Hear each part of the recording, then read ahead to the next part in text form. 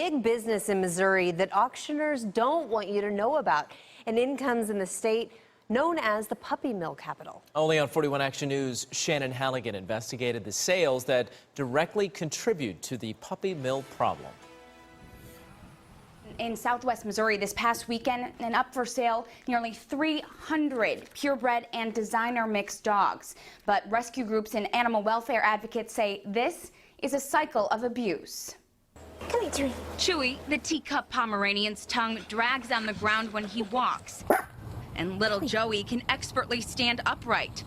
As adorable as they may be, these dogs are a result of bad breeding at puppy mills. If you don't know the genetic history of your animal, you really have no business breeding it because you get, deformities like this. Aaron Morse and Midwest Animal Rescue save dogs like these from commercial breeders, but claim the puppy mill problem extends farther than the kennel.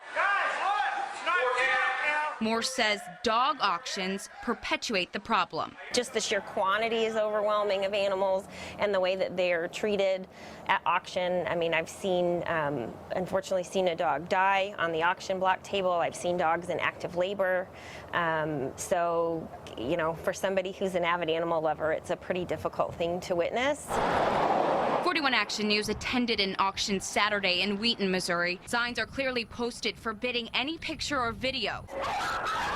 The Humane Society did post undercover video of similar dog auctions. Bob Baker with the Missouri Alliance for Animal Legislation explained why cameras are not welcome. The auctions are very careful. I mean, they don't allow you to bring cameras in, and they don't let you take photographs. They don't want this known. Baker explained when the USDA shuts down a kennel because of violations, they often don't confiscate the dogs. They allow the breeder to profit. Unfortunately, there are some breeders that are taking them to auctions and selling them, trying to get every last penny they can out of those dogs before they have to get out of their business. The Saturday auction sold off nearly 300 dogs, from poodles just months old to 11-year-old Yorkies. Cars parked in the lot had license plates from several states outside of Missouri. The Southwest Auction Service website boasts their top auction took in more than $500,000. We spoke with a breeder from Flying Diamond Kennels who put her dogs up for sale at the auction. She didn't want to go on camera, but said she didn't run a puppy mill. She said some of her Chihuahuas went on to win at dog shows. A search of the kennel did show USDA violations in 2012. Still, Morse doesn't believe reputable breeders would participate in an auction. The difference to me is if you're breeding dogs every cycle, if you're buying dogs at an auction, which you really don't have any prior history of those animals, you don't know what kind of shape they're in, to me you're not really looking out for the welfare of the breed. You're looking out for your own pocketbook. In 2011, the Alliance helped pass the Canine Cruelty Prevention Act.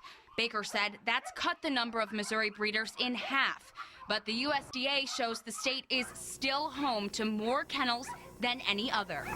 I think that's the most shocking thing of all, because when I talk about we've put 1,200 out of business, and yet we still have more commercial dog breeders than the next 3 states combined. Baker now wants the USDA to force kennels that they shut down for violations to surrender the dogs rather than continue to profit. I was up in Washington, D.C. last month just trying to convince USDA to adopt that same policy, that when they close down kennels that they would do the same thing and try to get these animals out of the system. Sit. In a loving home, not at an auction block.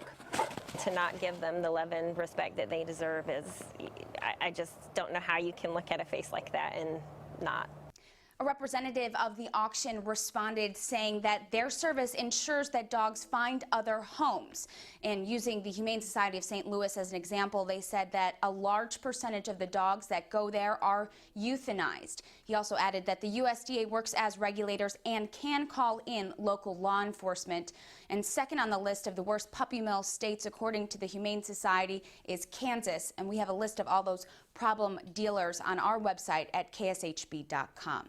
For 41 Action News, I'm Shannon Halligan.